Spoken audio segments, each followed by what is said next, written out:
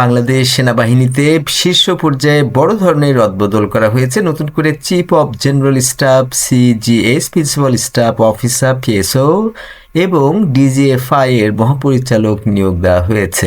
Lieutenant general Mainur Rahman নতুন chief of general staff হিসেবে দায়িত্ব পেয়েছেন। তিনি আগে army training and doctrine command ARTDOC এর জিওসি ছিলেন।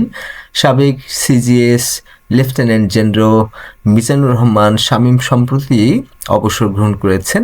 মেজর জেনারেল মীর মুশফিকুর রহমান পদোন্নতি পেয়ে লেফটেন্যান্ট জেনারেল হয়েছেন এবং সশস্ত্র বাহিনী বিভাগের নতুন পিএসও হিসেবে নিয়োগ পেয়েছেন।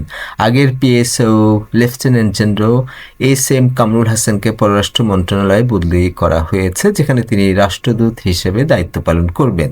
ব্রিগেডিয়ার জেনারেল মোহাম্মদ কায়সার রশিদ চৌধুরী পদোন্নতি পেয়ে মেজর জেনারেল হয়েছেন এবং ডিজিএফআই এর নতুন মহাপরিচালক হিসেবে দায়িত্ব নিয়েছেন।